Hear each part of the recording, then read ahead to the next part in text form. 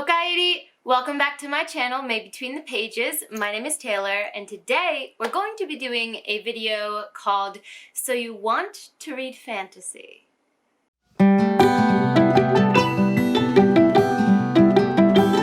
This video was inspired by all of the questions that I think myself and other fantasy readers get from people who want to get into fantasy. And one of the most common questions is, what book do you recommend? And this is a completely reasonable question. There is nothing wrong with asking it. The problem is a lot of us have a lot of issues with answering it, because while fantasy is a genre that has a lot of tropes and themes that hold it together, there are tons of subgenres and types of fantasy within the overarching genre. And it can be really hard to recommend a fantasy book that matches what that reader enjoys. So rather than every time saying, I don't know, as an answer to that question, I figured I would take the time to make a video specifically recommending books in both YA and adult fantasy for each genre that the person wanting to get into fantasy might be reading now. So for example, if you're into romance, I'm going to recommend a YA fantasy and an adult fantasy that I think you would enjoy.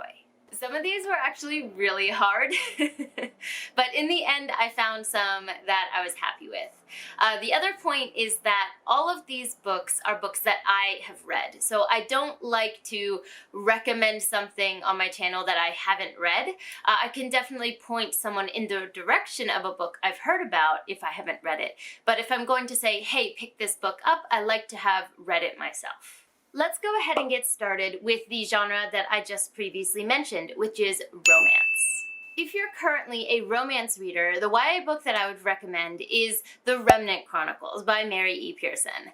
I talked about this series all the time when I first started my channel because I had read it for the first time last year, I think at the beginning of last year, so the beginning of 2020, and I was obsessed with it. I binge read the whole series and I adore it. The first book in this series really translates well for someone who enjoys romance because one of the main plot points is that there's a princess, the main character, who runs away because she doesn't want to marry the prince of a neighboring kingdom for a political alliance, and she's pursued by two guys. One is an assassin to kill her and one is the prince, and you don't know who is who. Now, of course, this kind of lends itself to some YA tropey love triangles, but in my opinion, it's like top tier of that trope. And later on in the series, Pearson does some really interesting things with that trope, and it doesn't follow as you would expect. But the first book itself is a really easy transition from someone who's interested in romance. My adult recommendation for a romance reader is Crescent City by Sarah J. Maas. Even if you're not in the fantasy sphere on BookTube, you've probably heard of this book. Sarah J. Maas is a very, very famous author in both YA and adult. This book is a little info dumpy at the beginning with the more fantasy aspects of the story, but after that initial kind of information download, it flows really nicely into being a very strong core of the story, being a romance. This is much more adult than other YA romances.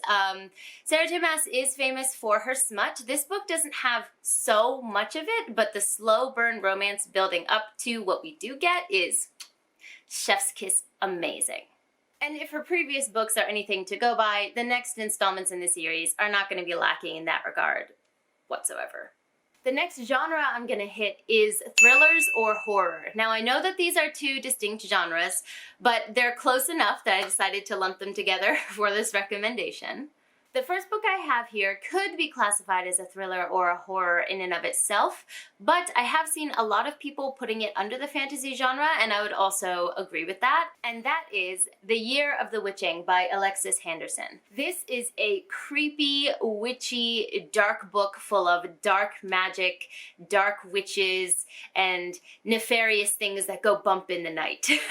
For me, this book was the perfect blend of the magical elements of fantasy and the elements that I really enjoy in thrillers and in horror, which I'm starting to get into. This book blended them really, really well, and they existed side by side perfectly. This story follows Emmanuel, who is a Black woman living in a kind of old-style, old-school Puritan town, and the color of her skin has effectively ostracized her whole life. So she's made double the effort to try to be pure and follow the religion in her town. But she finds herself kind of slowly being pulled towards and called towards these dark woods that supposedly, take the soul of whoever goes in. And so we start the story there where she's feeling this pull. And this story delves into history and lineage. She finds out more about her mother and starts to figure out who she really is. And things get dark. I first read this book from my library and I loved it so much I bought a physical copy, so I wholeheartedly recommend this one. That was the YA recommendation. If I didn't say that, I don't remember. But The Year of the Witching is the YA recommendation. And for the adult recommendation, I'm going to go with The Ocean at the End of the Lane by Neil Gaiman. This one also is a really good crossing of the genres. This book isn't particularly my favorite. You'll notice some of these books on this list aren't my favorites, but because I've read them and I know the elements that exist in them, I do think they would be a good match for this type of reader, and that's the case for this book. It wasn't my favorite, but it definitely has those horror elements. There's a little bit of body horror in here as well, and it's about a boy or a man who delves into his past from when he was a boy, and he revisits this particular time where some very creepy and traumatic things happened. Involved in those creepy things that happened are fantastical elements and beings. So while this book does kind of leave you at the end with that feeling of what was real and what wasn't, it's absolutely fantasy. It's a very short book, so I'm not going to say much more than that, but you can definitely go read the blurb if it sounds interesting to you. Neil Gaiman is extremely famous, popular. He's very prolific, so it won't be hard to get your hands on this one. Next up is for my non-fiction readers. Now, I know that going from non-fiction to reading fantasy, if you haven't really done it before, could seem like a huge leap, but I actually found some recommendations I'm pretty excited for. My YA recommendation is going to be the Mistborn trilogy by Brandon Sanderson. Yes, it's still in its box. I couldn't be bothered to pull them out. But I did search far and wide for whether this was considered adult or YA fantasy, and no one really seems to know. But a lot of people say even if it isn't YA, it's YA adjacent or YA, what's the word I'm looking for? YA appropriate, and I would agree with that. So I decided to include this in this part of the video. We have 3 books here. We have the Final Empire, The Well of Ascension, and The Hero of Ages. If you've never heard of Brandon Sanderson, this is one of his most famous series. It's used as an entry point for many people into reading his Cosmere works, and I think that there's a reason for that. These books are quite accessible. The reading style is very straightforward, so if you're someone who likes to read nonfiction that's kind of this happened, then this happened, this book kind of follows that path, not in a boring way, but it just doesn't have, the flowery writing that maybe Patrick Rothfuss from The Name of the Wind might have. So these are much more straightforward in their writing style, plus the magic system is a hard magic system that is so scientific, it's incredible. The magic powers in this fantasy series come from ingesting metals, and these metals have a very defined and almost scientific way that they interact with each other and the way that they kind of interplay with the world around them. So if you're someone who is into sciencey things or enjoys nonfiction that tells you about like the biological world or something like that, you really might enjoy the magic system in this book. Plus, the premise of the story is quite straightforward. You don't have to remember a bunch of storylines or family trees in the beginning. You're just basically entering this world with the concept of what if the Dark Lord won? What would the world look like? And that's what you start the Final Empire with. I really think these would be a great segue into YA fantasy if you're a nonfiction reader. My adult recommendation is going to be the Broken Earth trilogy by N.K. Jemisin. Now, this is one of those rare moments where I haven't finished the trilogy myself. I've only read the first book, which is the 5th season. But even based on this book, I'm very confident in this recommendation because this book, again, The magic system, I guess you could call it a magic system, in this book is very scientifically based and based on tectonic plates, the way the earth moves, and it's fascinating. This book also has a lot of social commentary on societies in the West, so if you like to read nonfiction books about race relations or kind of hard-hitting books that kind of tear apart or talk about the fabric of society, you would really like those elements and those themes in these books. I really, really want to get to the obelisk gate and the stone sky, and I think over on Thistle and Verse, they're doing a read-along for this. I saw someone post about it on Twitter and I just kind of briefly saw it, and I'm gonna have to go and watch that video later because I need a reason to finish the series. So hopefully I can get on board and finish this soon as well. This next section is for my sci-fi readers.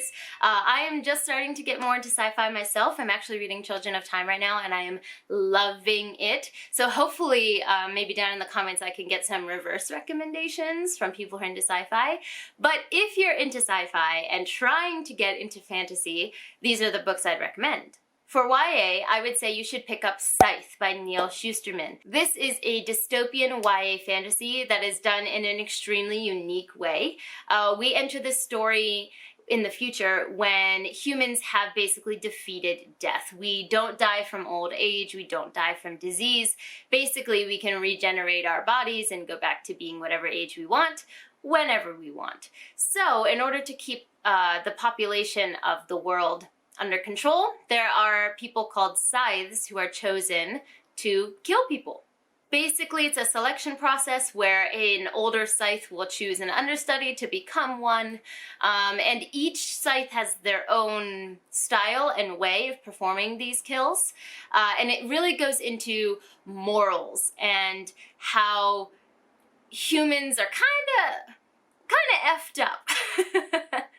And what would happen if we give some of those effed up humans the power to kill people within the bounds of morality, you know? So I think that this book explores a lot of the themes that I've seen so far in the sci-fi that I've read, which is the basis of humanity, what makes us tick, why we're so fucked up, you know? And I think that if you're a sci-fi reader, you could really latch on to the themes in this book and enjoy it. Damn it. For my adult recommendation, I'm gonna go with Foundryside and Shorefall by Robert Jackson Bennett. Foundryside being the first in the series and Shorefall being the second. Yes, I'm holding up both because they're beautiful and I don't have the chance to hold both very often. This is one of my all-time favorite series. I love it to death. And it's very sci-fi-esque in, again, its themes and talking about humanity and what level of morality humanity can handle. This series, especially in the second book, really delves into the idea of godhood and should humans play with the concept of being God? And is that something that we as a race should morally stay away from, or is it something that we're obligated to explore and try to harness? The magic system is also very scientific based. It's almost like magical coding. So you can encode an object with a specific type of script to make it do what you want. So you can manipulate the reality around the object. The example I always give on my channel is you can basically encode a wheel to make it think that it's going downhill so it'll move forward without being pulled by anything, even though it's not going downhill. So with those two different elements, I think that a sci-fi lover could really eat these up. I forgot to tell you what these are about. In the first book, we start with our main character, Santia, and she is a thief. And she's very, very good at being a thief because she has the ability to touch an object and know where it's been recently or in the recent past. So she can, you know, touch a wall and notice that, you know, a guard had walked past it not too long before, you know, things like that. So she's a very, very good thief. And in the beginning of this book, she is hired to steal something that is a bit more important than she realizes, and we go from there. Next is going to be for those who enjoy classics. The first recommendation for YA is going to be The Sorcery of Thorns by Margaret something. I forgot her name. It'll be on the screen, you know, with the book. But this book is not necessarily for the content that I would recommend it, but for the setting. So this book takes place in the 1800s, and it's about a young girl who is responsible for guarding grimoires, or basically books that have sentience. Some of them are good books, some of them are not. And when these books are disturbed or awakened, they cause chaos in the world. So that's the fantastical element of it. There are also like warlocks and things like that in this world. But the setting is in the 1800s, and it has a lot of commentary on, you know, gender relations and things of that nature at that time. You know, people are walking around wearing corsets. And while not all classics take place in 18th century, you know, Europe, a large chunk of them do. So if you like that setting, this book would really work for you, I think. Now for this one, I actually have two books for the adult genre, and that's going to be, the first one is going to be Lord of the Rings. I don't have a copy of the Lord of the Rings trilogy with me right now in Japan, so I'm going to hold up my cute little 75th anniversary edition of The Hobbit. I love this edition so much. But, you know, Lord of the Rings is the classic of fantasy. So it has that slow, descriptive writing, it has the floweriness that a lot of classics have, and I think that there would be a lot of parallels between the writing style. Plus, if you read The Lord of the Rings or The Hobbit, you'll be able to see a lot of the themes that Tolkien used in his books used outside of the fantasy genre as well. There's a reason that he's considered, you know, the grandfather of fantasy, and why he's such a literary giant, because his works expand outside of the realm of just fantasy. And I think that a classics reader could get a lot of joy from making those connections. The other one I'm going to recommend is The Stormlight Archive by Brandon Sanderson. This is my first time holding all 4 hardbacks together, and this is way heavier than I expected. So I'm not going to be holding all these 4 while we talk about it, but currently there are these 4 books in the Stormlight Archive.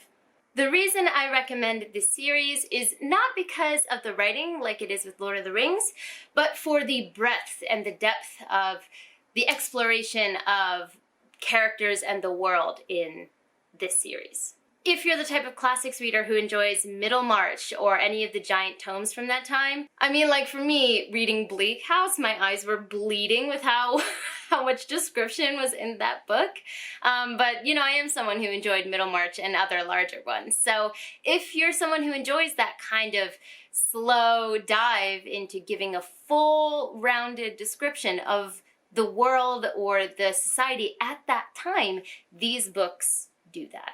They just do it in a setting that is not our world. It's really hard to give a summary of these books, but I'll just try my best. In this first book, we start by following our main character, Kaladin, who's a slave on this world of Roshar. And Roshar is a world that is racked by, or ravaged by rather, large storms. So they blow through every couple weeks and basically destroy everything in its path. So the world has adjusted to this. Houses are built with no glass facing eastward, which is, I believe, where it comes from. It comes from the east, I believe. And, you know, plants suck in whenever there's movement nearby. So it's a very unique world that's adjusted to this kind of environment that they're in. The societies and the caste structures in Roshar are very strictly and well established, and I think that if you enjoy reading those in-depth dives into societies in classics, you could really enjoy how Sanderson does it here. The next genre is if you are a comic book reader or a manga reader, even an anime watcher, these books would really be up your alley, I think. For YA, it's actually going to be a book that I just recently finished, and that is Legendborn by Tracy Deonn.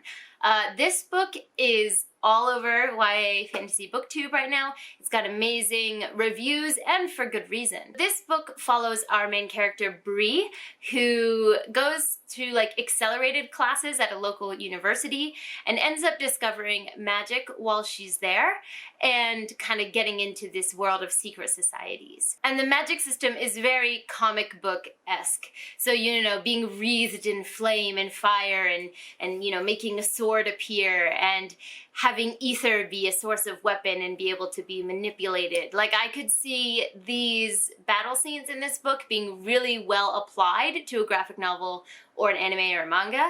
And I think that people who love that style of fighting and magic would really jump into that aspect of this book. It's also very colorful, so the magic has different colors based on who's using it and for what purpose. And so that kind of flash of color also really reminds me of reading books in that kind of comic medium.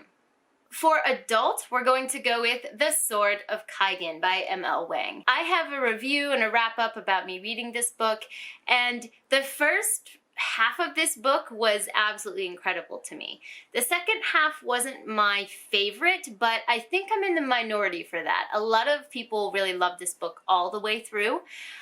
And for me, what makes this feel like a comic book or an anime or a manga is, again, the magic system and the fighting style. This story takes place on a small island that is kind of stuck in the feudal era of Japan.